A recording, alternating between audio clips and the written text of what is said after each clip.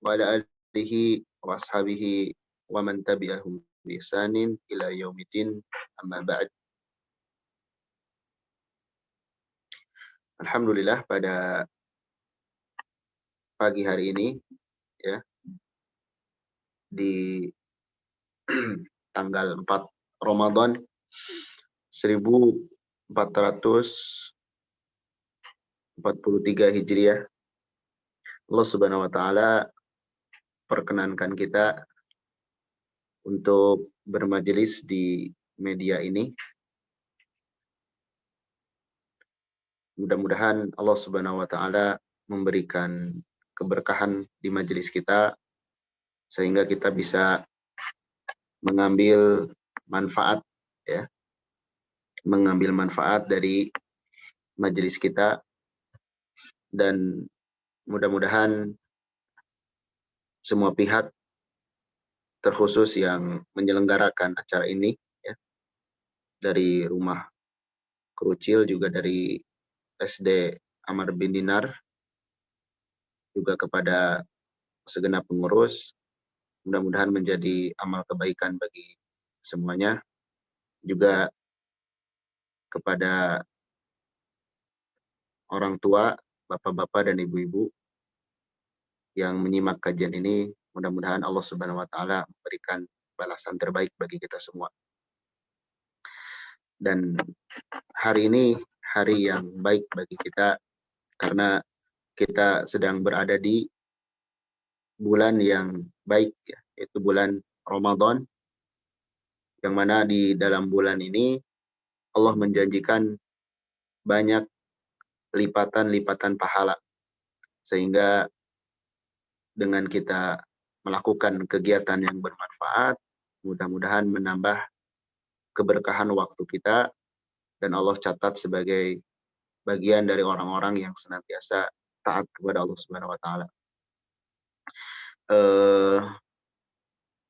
Pada kesempatan ini insya Allah kita akan membahas satu tema yang penting ya, tema yang penting bagi kita semua, baik itu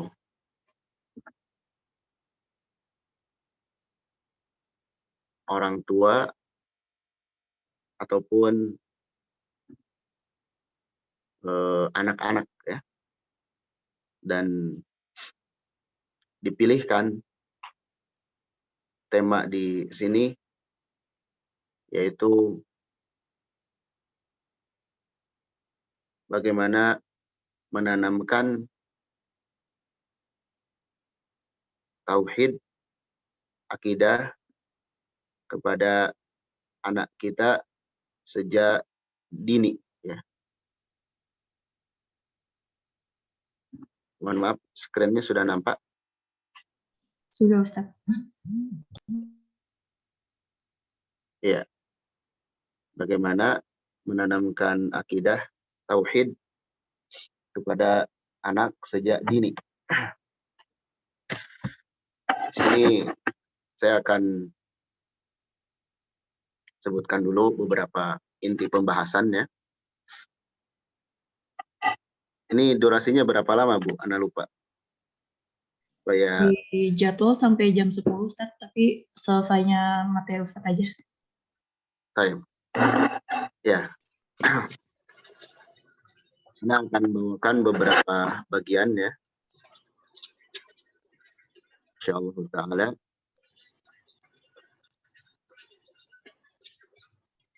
Yang pertama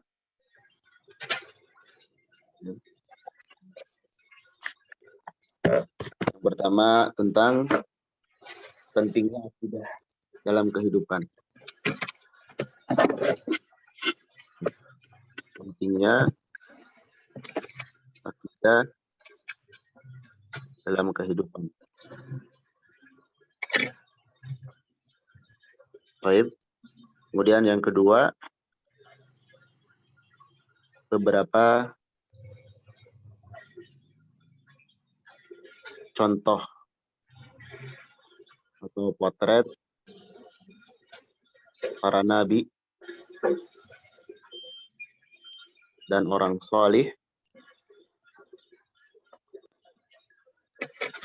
dalam menanamkan tauhid kepada keturunannya.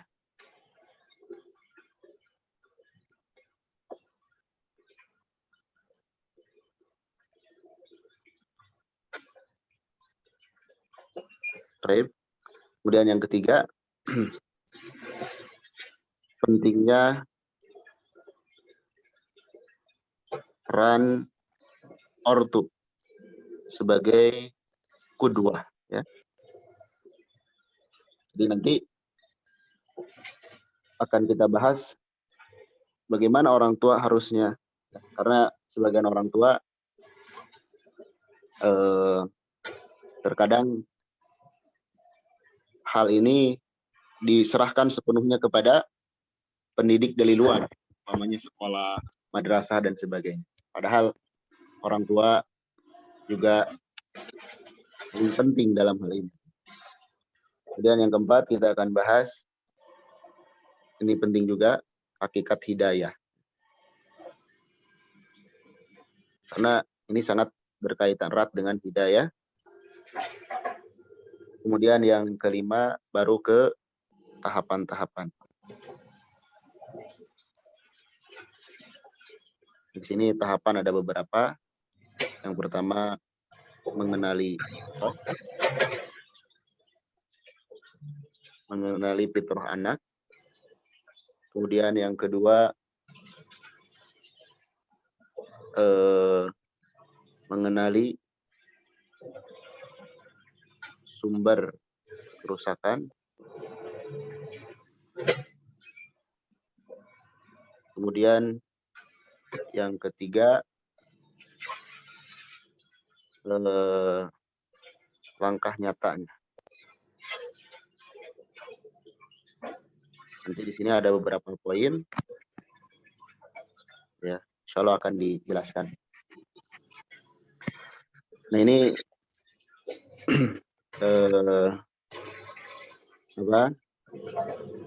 insya Allah yang akan kita bahas di pagi hari ini tentang kajian kita ini, ya. Yang pertama kita bahas tentang pentingnya akidah.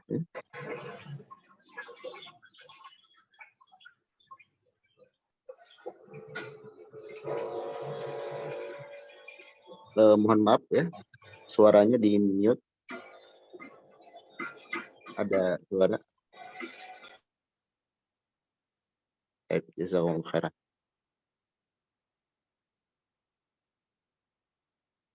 Iya, pentingnya akidah dalam kehidupan. Ini bukan untuk seorang anak saja, ya. Akidah ini bukan untuk seorang anak. Bahkan seorang muslim secara keseluruhan itu penting dia mengetahui akidah, ya. Penting mengetahui akidah dalam kehidupannya. Kenapa penting? Karena ya, sini ada beberapa penjelasan para ulama kenapa seorang itu penting mengenal akidah, ya. Karena alasannya yang pertama, akidah itu adalah rukun Islam yang pertama.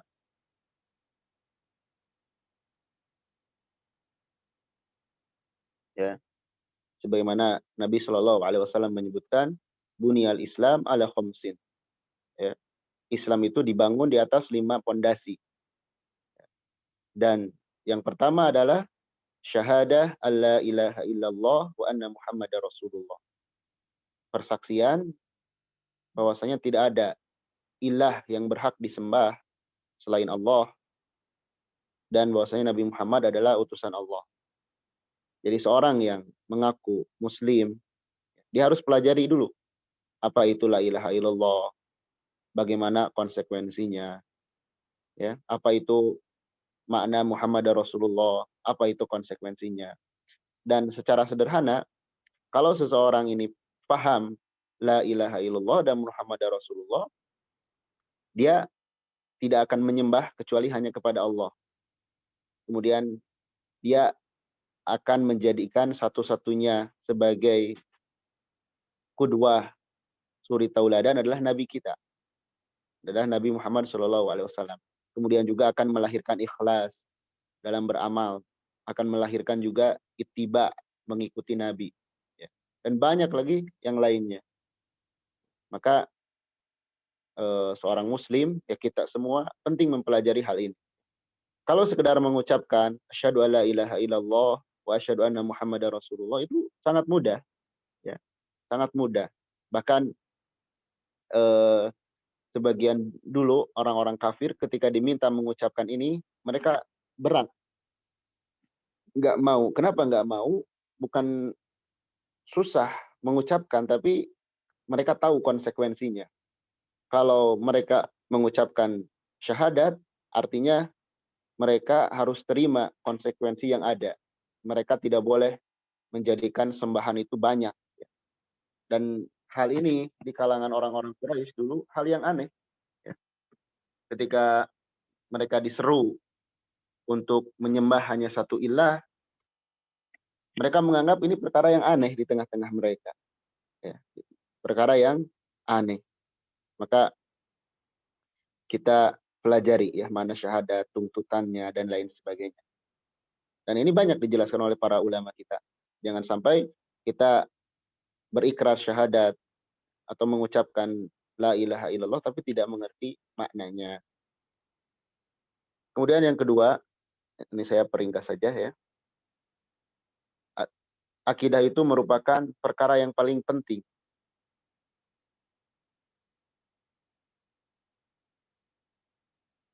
Perkara yang paling penting, ya. Bahkan di antara dakwah yang pertama kali diserukan itu tentang tauhid oleh seluruh para nabi. Ya. Ani ibudullah wajtanibut tagut. Agar menyembah Allah dan menjauhi tagut. Kemudian ketika Nabi mengutus Mu'adz bin Jabal ke Yaman, yang pertama kali didakwahkan adalah tauhid dulu. Ini pentingnya hal ini. Ya. Kemudian yang ketiga, syarat diterimanya ibadah.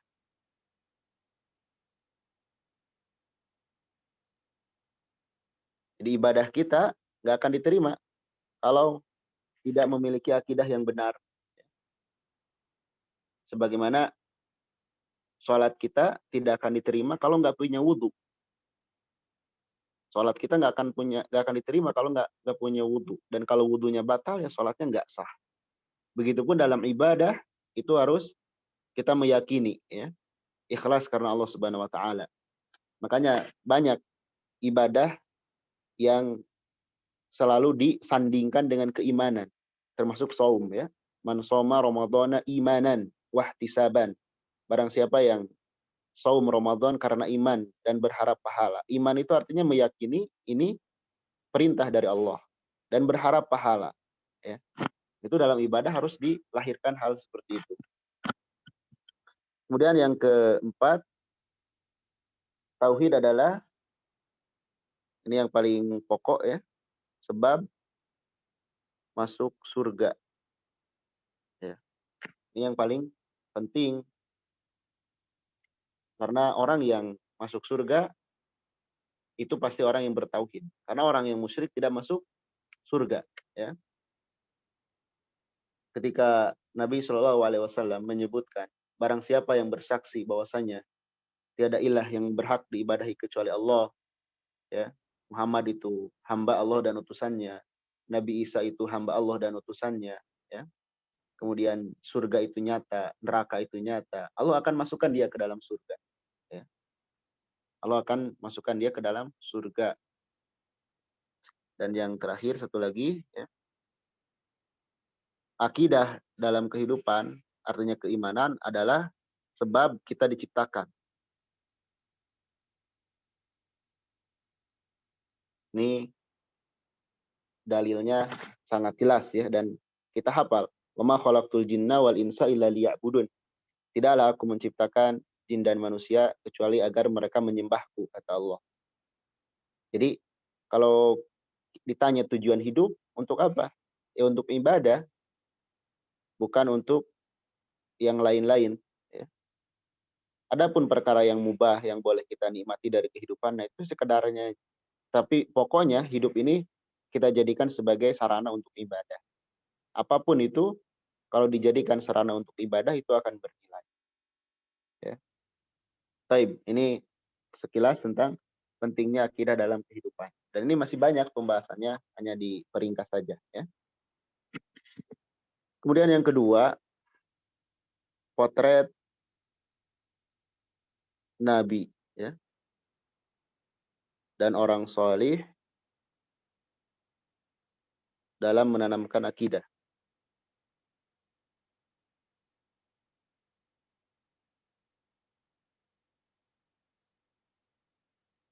Baik, kita lihat dulu dari Nabi Ibrahim alaihissalam.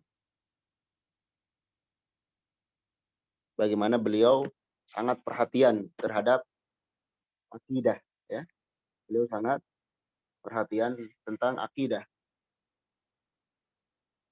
Di antara buktinya, ya,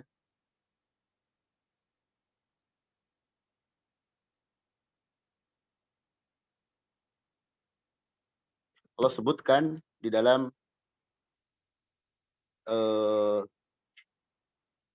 surah Ibrahim, ya. Surah Ibrahim ayat ke-35. Dalam ayat ini, dalam surah Ibrahim ayat 35 ini, Nabi Ibrahim berdoa kepada Allah dengan beberapa doa. Yang pertama, Nabi Ibrahim berdoa keamanan, agar diberikan rasa aman di negara yang beliau tempati. Dan ini penting, ya. Keamanan di sebuah negeri itu penting sebelum hal yang lain. Karena kalau di negara itu nggak aman, ya nggak nikmat hidup itu, ya. Nabi Ibrahim meminta keamanan. Kemudian Nabi Ibrahim berdoa, ya, kepada Allah, wajunubni wa baniya an na'budal asnam. Ya Allah, jauhkan aku dan keturunanku dari menyembah berhala. Jadi di sini Nabi Ibrahim berdoa kepada Allah selaku orang tua agar anaknya tidak menyembah berhala. Ya. Begitupun kita. Jadi sebelum tadi langkah-langkah nanti yang akan disebutkan insya Allah, jangan disepelekan bab doa. Ya, jangan disepelekan bab doa.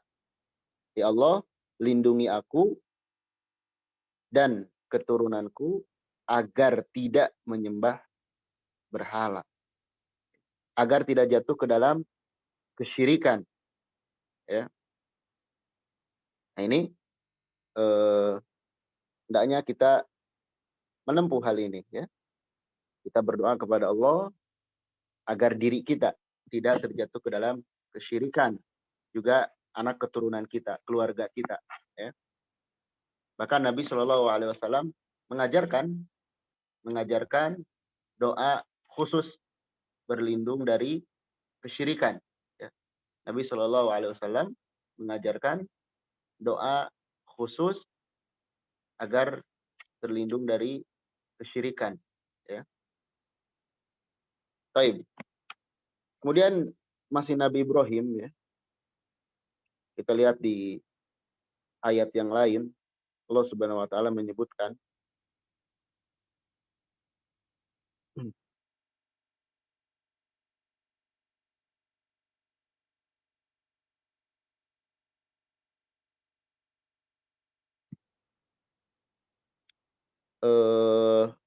Nabi Yakub, ya. Nabi Yakub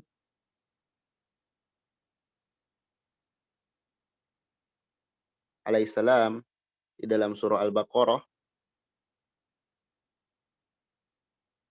ayat ke 133. Allah menyebutkan, am kuntum syuhada'a idh hadara ya'qubal maut idh qala li banihi ma ta'buduna min ba'di. Beliau di antara wasiat beliau kepada anak-anaknya, ya, ketika akan menjelang wafat, beliau bertanya kepada anak-anaknya, ma ta'buduna min ba'di. Apa yang akan kalian sembah setelah aku tiada? Ya. Maka anak-anak keturunannya menjawab, qalu na'budu ilahaka wa ilaha abaika Ibrahim wa Ismail wa Ishaq ilaha wahida wa nahnu lahu muslimun. Anak-anaknya menjawab, kami hanya menyembah kepada ilahmu dan juga ilah nenek moyangmu, yaitu Nabi Ibrahim, Nabi Ismail, Nabi Ishak, yang ilah itu hanya satu. Dan kami kepadanya, kepada Allah maksudnya, adalah orang-orang yang berserah diri. Jadi Nabi Yakub sangat perhatian, ya, sampai sebelum meninggal, yang paling dikhawatirkan itu perkara akidah terhadap anak-anaknya. Bukan nanya perkara dunia, ya, misalkan itu perusahaan itu nanti dipegang sama siapa, ya, aset ini gimana. Tidak, tapi nanya apa yang akan kalian sembah nanti. Karena khawatir, ya, kalau menyimpang, ya, khawatir kalau menyimpang. Baik. Kemudian yang ketiga, ya, kita bawakan beberapa saja, adalah Luqman. Luqman Al-Hakim. Ya. Beliau seorang yang salih, dan para ulama berselisih apakah beliau seorang nabi atau bukan. Yang jelas, Allah abadikan beliau di dalam Al-Quran sampai Allah jadikan sebuah nama surah di dalam Al-Quran, ya, surah Luqman. Dan ini sangat bagus, ya, kalau dijadikan kajian khusus, nasihat Luqman kepada anaknya. Ini luar biasa, ya. Jadi nanti bisa dikaji di masing-masing atau nanti ada kajian, ada ustadz yang membahas perkara ini. Ini sangat baik sekali. Dari mulai ayat 12 sampai ayat 19. Ini tentang bagaimana metodologi tarbiyatul aulad, mendidik anak ala manhaj Luqman, sesuai dengan metodenya Luqman seperti apa. Dan di sini, ya, pelajaran pertama yang Luqman sampaikan, ya, di ayat 13, di surah Luqman ayat 13, apa? Ketika Luqman berkata kepada anak-anaknya dan Luqman menasehatinya, ya bunai la tusyrik billah. Wahai anakku sayang, janganlah engkau menyekutukan Allah. Ya. Menyekutukan Allah, kesyirikan, ini lawan dari tauhid. Ya. Dengan kata lain, jangan engkau menyembah selain Allah. Sembahlah Allah, gitu. Karena kesyirikan itu adalah kezaliman yang besar. Syirik disebut zalim karena menempatkan sesuatu bukan pada tempatnya. Menempatkan ibadah yang mestinya hanya kepada Allah saja, dia palingkan kepada selain Allah. Makanya kesyirikan disebut kezaliman, ya. Dan di sini nanti akan menjadi bagian dari tahapan, ya, tahapan apa? Mendidik anak. Mendidik anak itu adalah secara langsung, ya, oleh orang tua, sebagaimana yang dilakukan oleh Luqman. Berkata langsung kepada anaknya dengan penuh perhatian dan dengan bahasa yang santun. Ya bunai. Ya bunai itu ungkapan sayang. Kalau dalam bahasa Indonesia, wahai anakku sayang. Wahai anakku sayang. Ya. Nah ini contoh dari Luqmanul Hakim. Dan tentu masih banyak juga contoh-contoh yang lain, ya, dari hal ini. Kita lihat sekarang dari Nabi kita Muhammad Shallallahu Alaihi Wasallam. Ya, ini banyak ya. Untuk kita sampaikan beberapa saja. Ini diterima dari Ibnu Abbas radhiyallahu anhuma dari Nabi Shallallahu Alaihi Wasallam. Ya. Hadis ini diriwayatkan oleh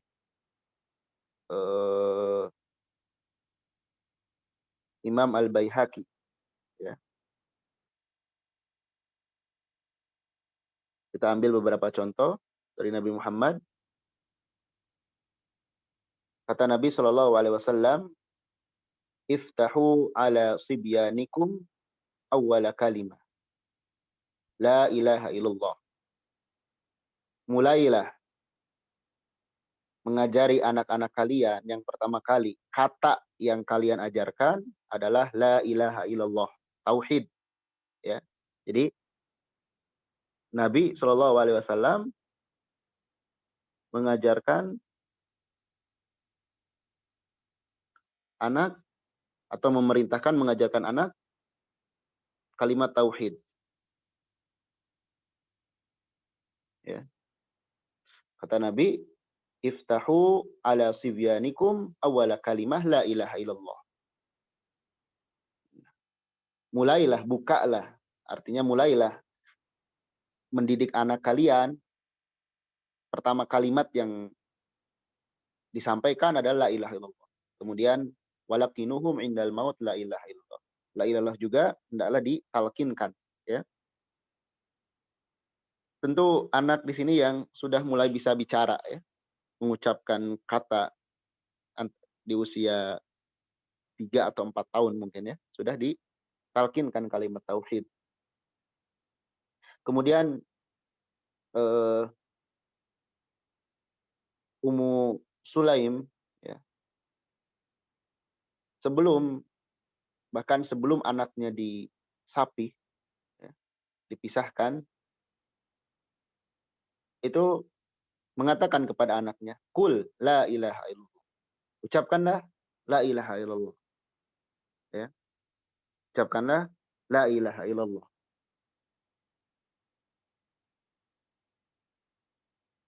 Hal yang lain yang Nabi Shallallahu Alaihi Wasallam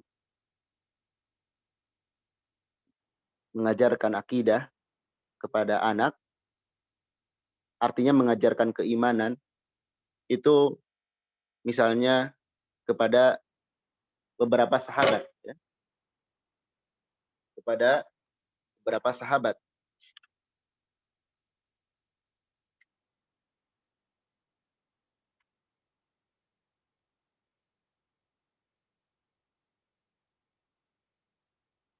Ini dari Ibnu Abbas juga radhiyallahu anhuma, ya. Nabi mengajarkan keimanan kepada Ibnu Abbas.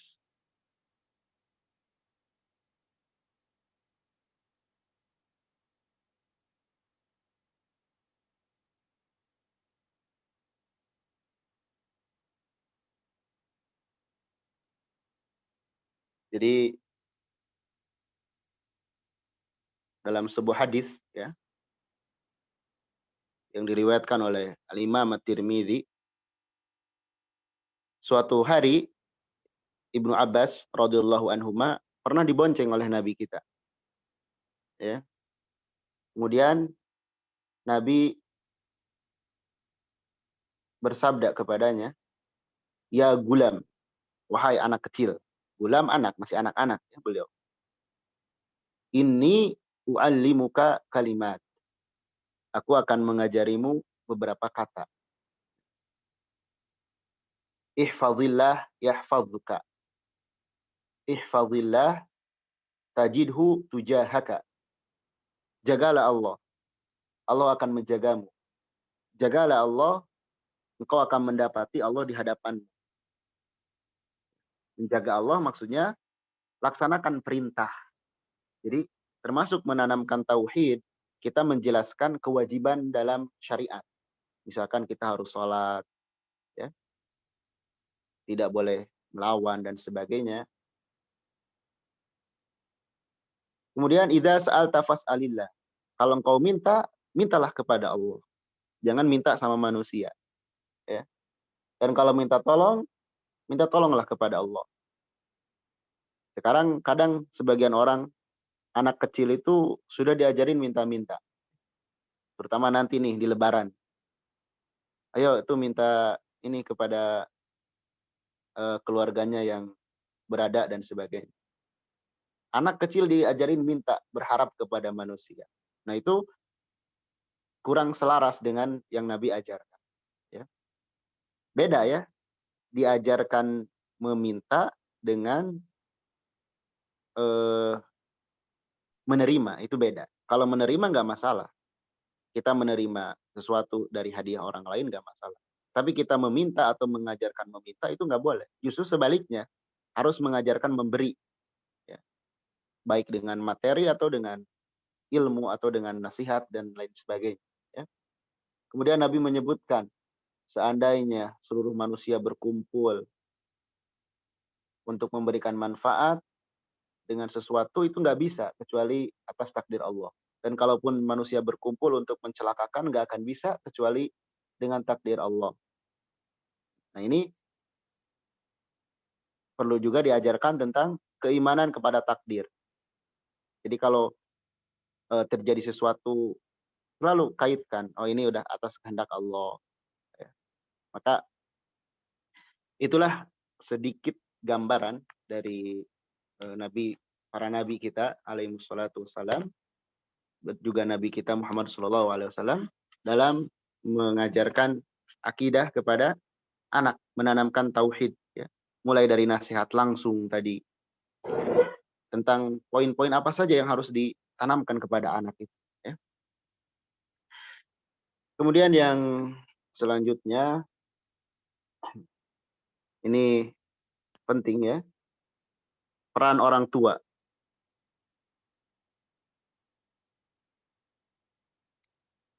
Jadi kadang jarang disadari ya bahwasanya yang wajib mendidik anak itu orang tua. Jadilah orang tua itu, hendaknya setiap orang tua itu menjadi guru pertama bagi anak-anaknya. Orang tua hendaklah menjadi guru pertama bagi anak-anaknya. Dalam hal apapun. Dalam hal keimanan. Ya. Karena Allah Subhanahu wa taala menyebutkan, ya ayyuhalladzina amanu qu anfusakum wa ahlikum naro. Ya. Orang-orang yang beriman itu diperintah agar menjaga diri dan keluarga dari api neraka, yaitu dengan mengajarkan syariat-syariat Islam, dengan mengajarkan hukum-hukum Allah. Nah, ini orang tua ini berperan ya. Dan peran orang tua yang paling penting di sini tadi kita sebutkan adalah qudwah ya, tauladan bagi anaknya. Karena sehari-hari anak itu kan melihat orang tuanya. Dan anak-anak akan lebih mudah turut dengan contoh. Bukan dengan sekedar nasihat. Kalaupun kita menasihatkan kebaikan, tapi diri kita bertolak belakang dengan nasihat yang disampaikan, anak itu akan lebih melihat kelakuan kita. Ya. Kita ingin menanamkan anak kita mentauhidkan Allah, rajin ibadah, rajin baca Quran, menghafal Quran dan sebagainya. Tapi orang tuanya di rumah tidak dikondisikan seperti itu. Ya itu nggak bisa lah, nggak bisa. Ya. Nanti si anak ini akan berhujah. Nah, ayo nah ngapalin, ayo nah murojaah. Sementara kita nggak pernah duduk megang mushaf. Maka qudwah dari orang tua itu paling penting sebelum segala sesuatu. Karena pendidikan pertama yang diterima oleh anaknya di rumahnya. Makanya sebagian ulama menyebutkan di antara cara mendidik anak agar baik itu ya, adalah sampai mengkondisikan rumah. Di rumah itu jangan ada sesuatu yang eh, seperti sumber-sumber yang akan menjadikan dia menyimpang, ya. Seperti hiburan-hiburan yang berlebihan, ya, atau hal-hal yang melenakkan. Itu akan menjadi dalih bagi dia. Ya. Kemudian cara berpakaian juga, cara ngobrol, cara makan, itu si anak akan lihat pada orang tua.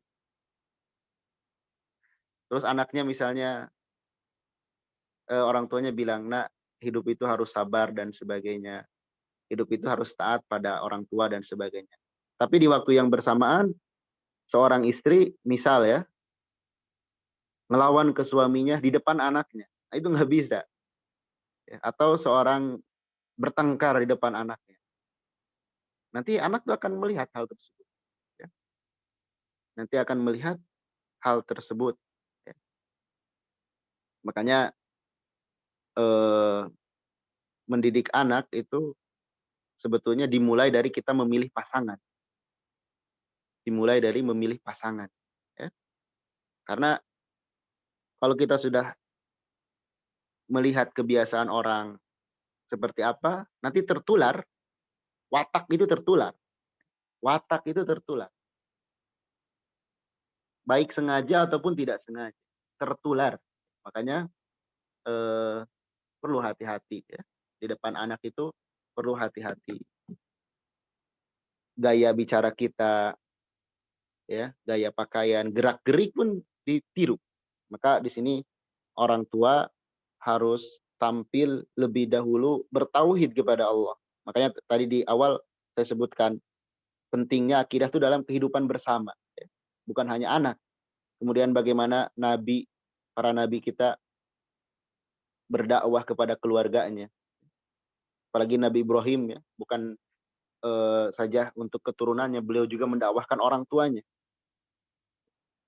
Di sini agar kita bisa mengkondisikan, ya, agar kita bisa mengkondisikan. Kemudian yang ketiga, nah ini harus diketahui juga, yang keempat, afwan, hakikat hidayah. Dan hidayah itu, sebagaimana penjelasan para ulama, ada dua. Ya. Ada hidayah ilmu,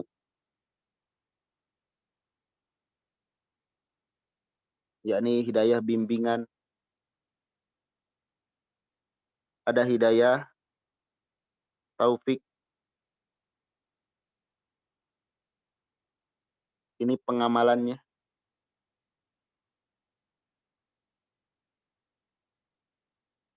Baik.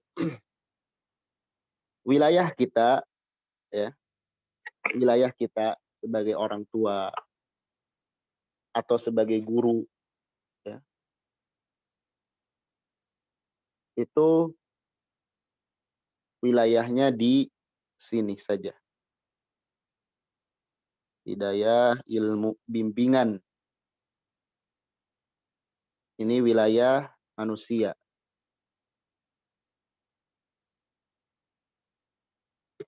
Artinya kita hanya mampu mengkondisikan, menasehati, mengkondisikan. Adapun anak tersebut mengamalkan, turut, itu kaitannya hidayah taufik. Dan ini wilayahnya Allah di sini. Ini wilayah Allah Subhanahu wa taala. Nabi Shallallahu alaihi wasallam, manusia terbaik,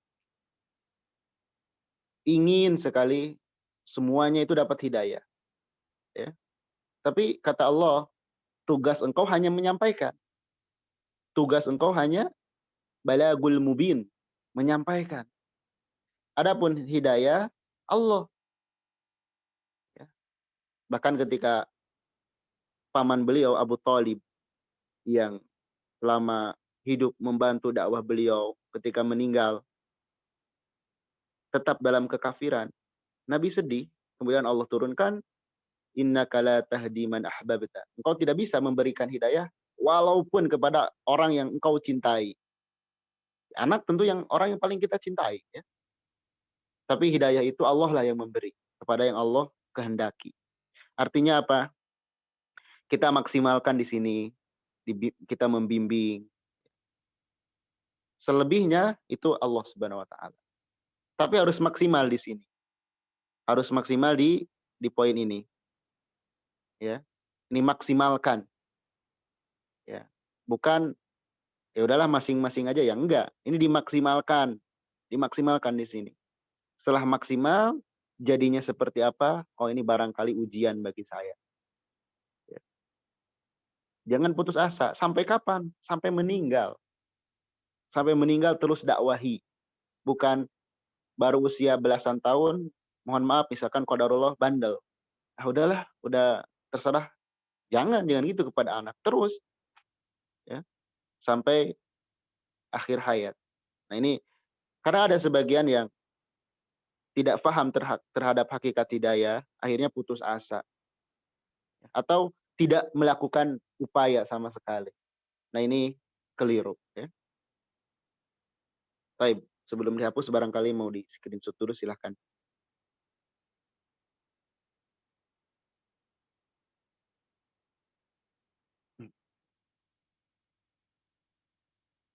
Baik, Anda hapus ya.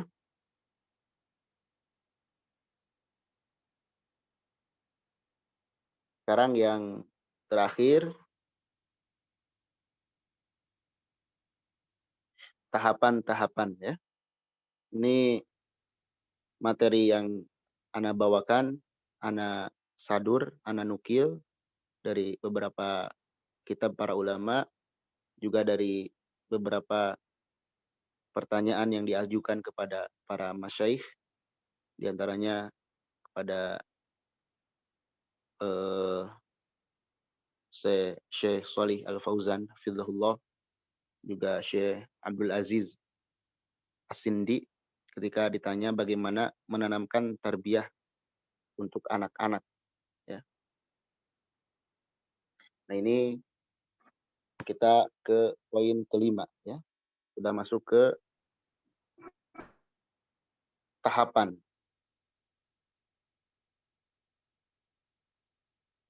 Maka yang pertama tadi disebutkan kenali fitrah.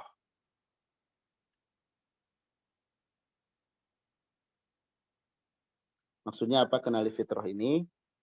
Sebagaimana Nabi Shallallahu Alaihi Wasallam menyebutkan, setiap anak yang dilahirkan itu berada dalam fitrah. Artinya dia cenderung kepada kebenaran, condong kepada kebenaran, ya. Tergantung orang tuanya. Maksudnya apa? Anak yang diamanahkan kepada kita ini sudah Allah berikan kecenderungan menjadi orang baik, ya. Jangan sampai kita orang tua merubahnya.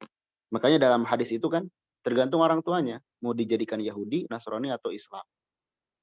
Jangan sampai kita orang tua merusak fitrah anak itu atau membiarkan dari luar, perusak dari luar. Sehingga ya tadi orang tua tampil sebagai kudwah, memberikan contoh yang baik, ya. Gak masalah kita kepada anak mengajarkan berbagi pada orang. Nah, ini bapak atau ibu mau berbagi. Nanti biasanya anak banyak tanya, kenapa seperti itu? Nanti kita jelaskan sedikit. Ya.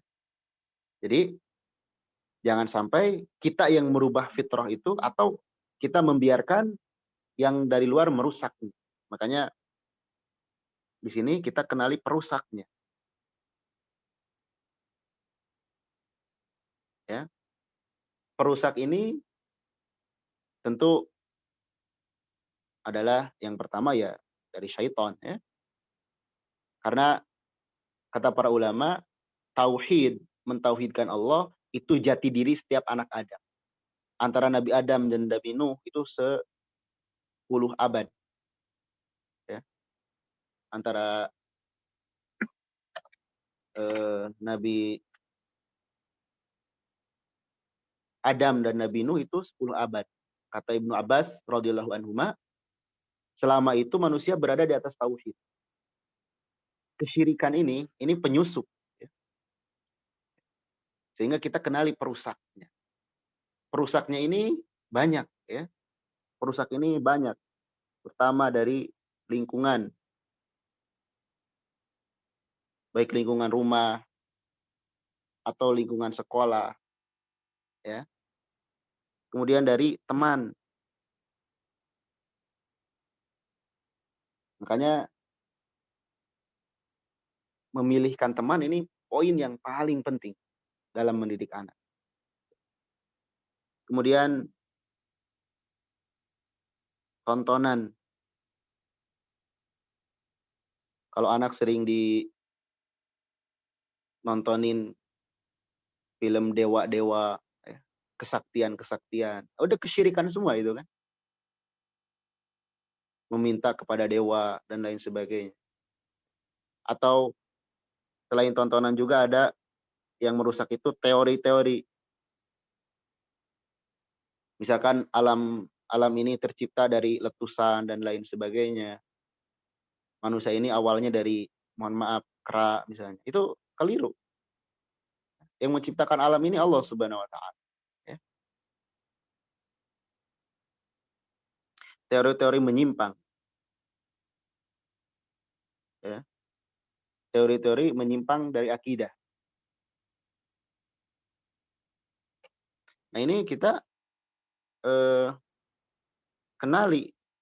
Setelah kita kenali hal-hal seperti ini, mungkin kalau sekarang bisa ditambah, ya, gadget.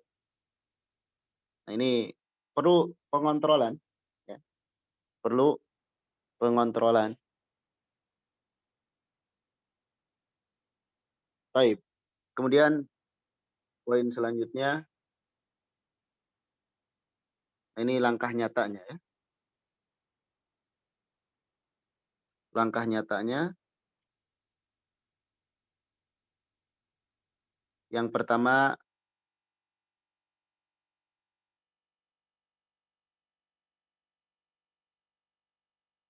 langkah nyatanya ini yang pertama, ortu wajib meluangkan waktu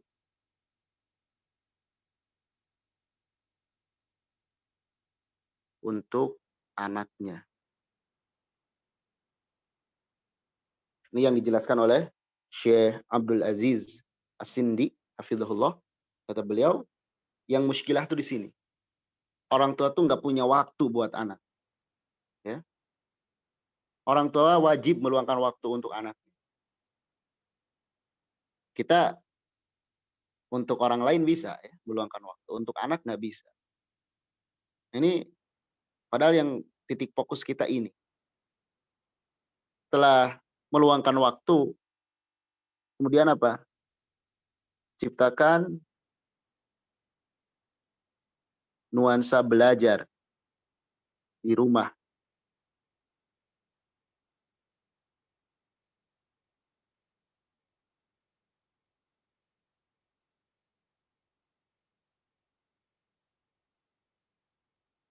Nuansa belajar di rumah, ya ini dengan membacakan buku-buku bermanfaat, ya. Nasihat-nasihat seperti yang tadi dilakukan oleh Lukman. Ciptakan nuansa belajar di rumah. Syekh Sholih As-Sindi menyebutkan ada di Madinah katanya. Seorang anak sebelum masuk SD itu sudah khatam 60 kitab. Dibaca oleh orang tuanya. Baca di rumah, murojaah dan lain sebagainya. Kemudian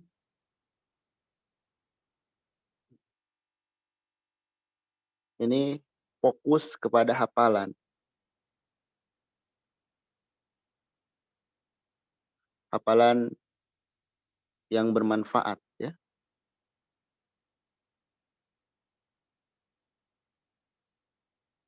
Tentu Al-Qur'an, hadis.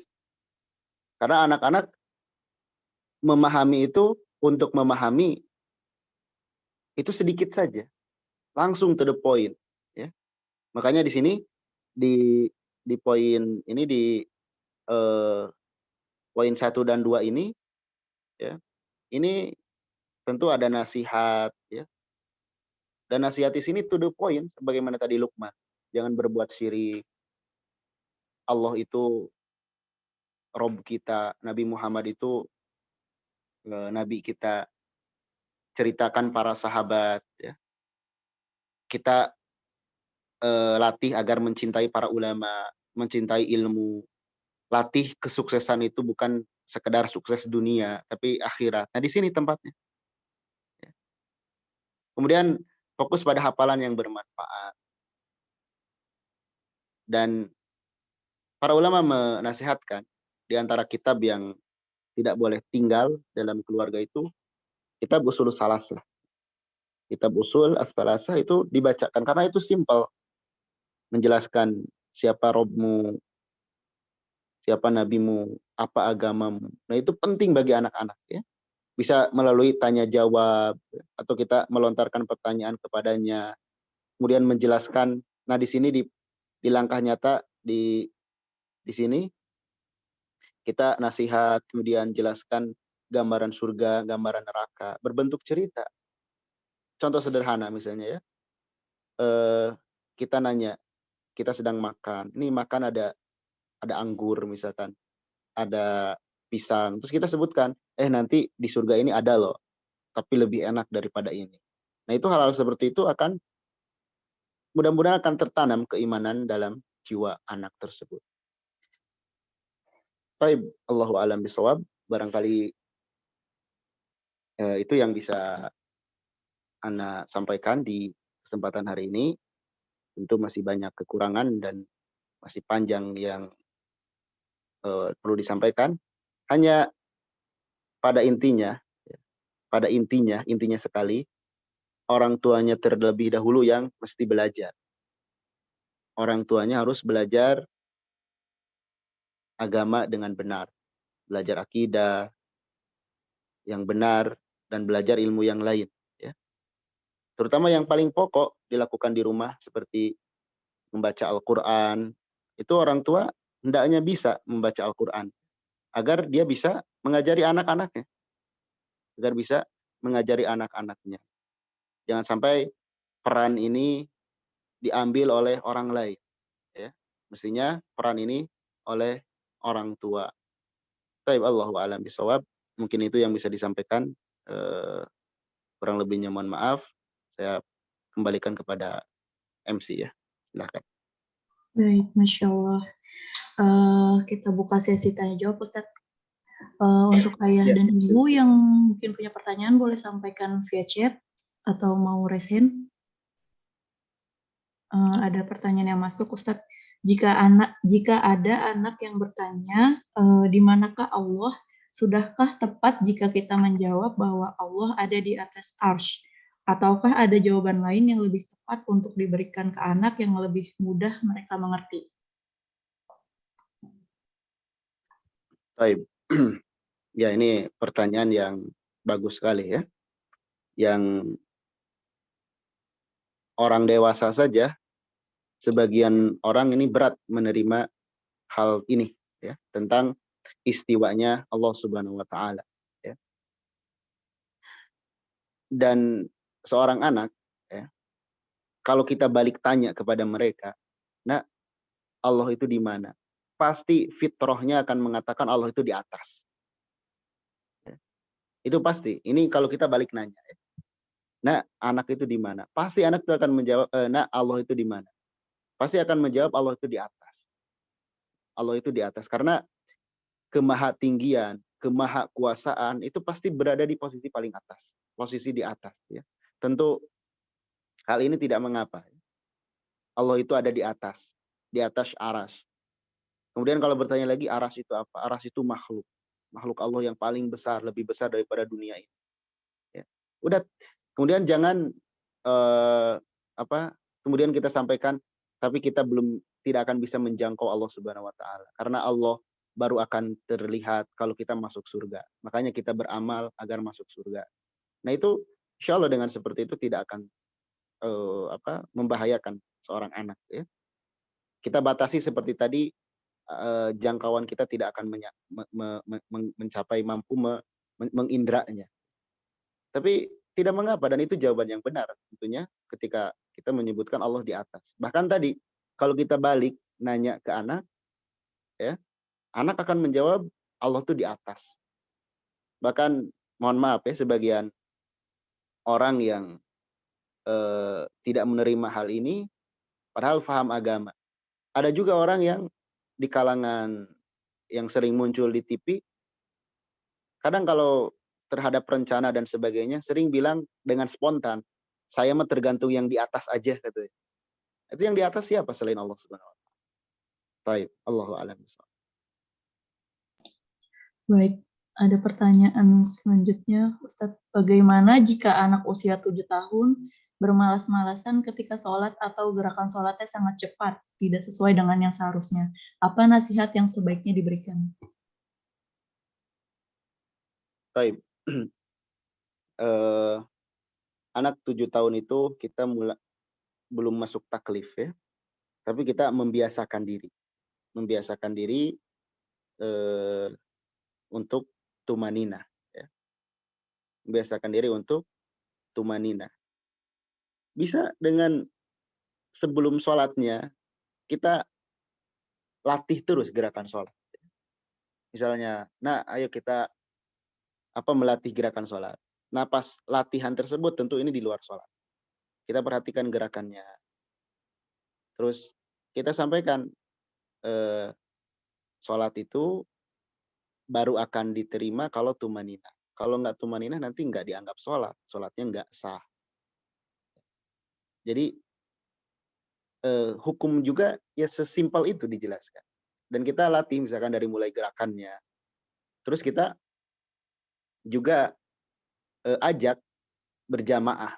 Ajak berjamaah. Ajak berjamaah agar mereka bisa melihat. Bukan kalau kita biarkan dia sendiri ya, nah itu akan sulit ya. Tapi kalau kita ajak berjamaah, mudah-mudahan dengan seringnya mereka ngikut gerakan akan tertanam juga bahwasanya sholat itu tumani.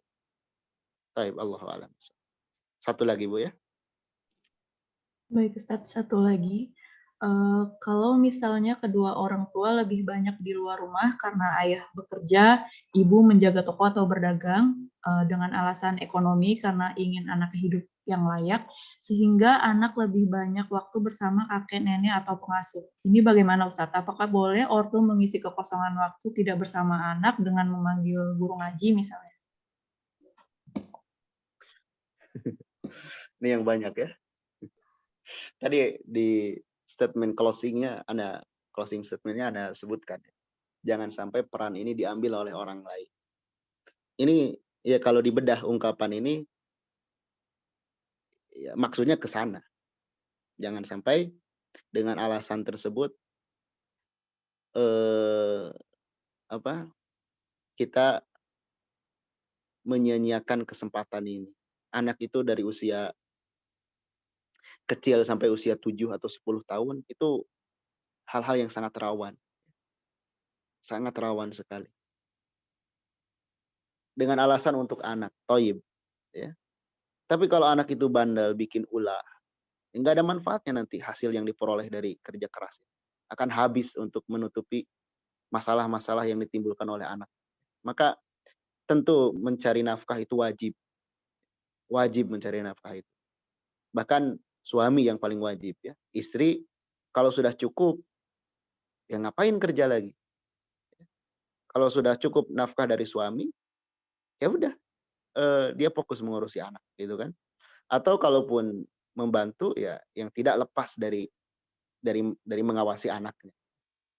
Tentu di sini ya tiap orang beda-beda ya, tiap orang beda-beda dan tidak bisa dipukul rata. Yang jelas kalau suami dari ma'isyah suami sudah cukup, yang terbaik istri itu nggak bekerja. Makanya di sini untuk ibu bapak ya, tanamkan qanaah dalam keluarga kita agar hidup ini tidak banyak beban ya. Para ulama menyebutkan kalau dalam diri kita sudah terbentik rakus, maka siap-siaplah untuk capek. Kalau ada rasa rakus, siap-siaplah untuk capek ya.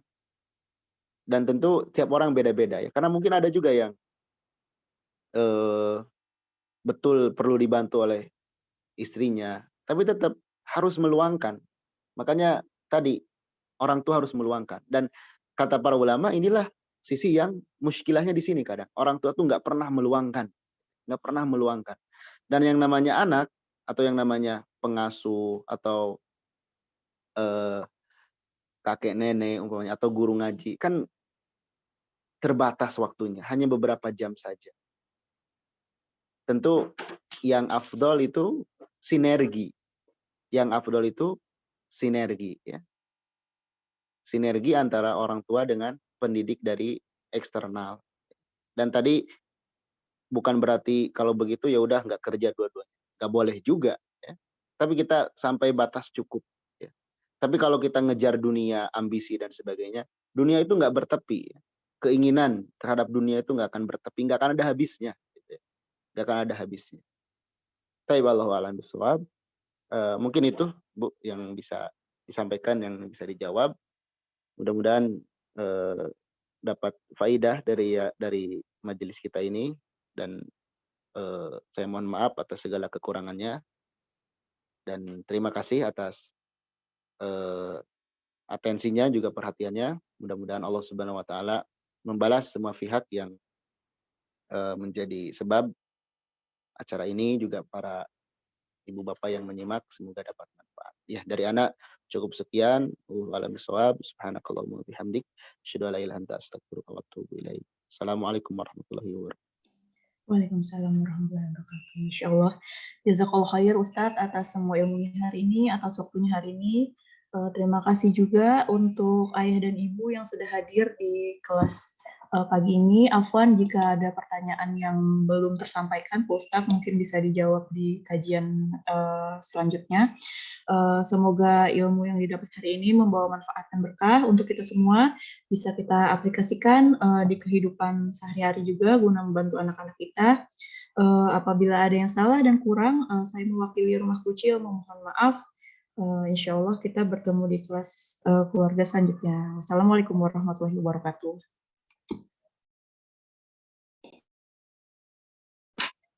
Waalaikumsalam.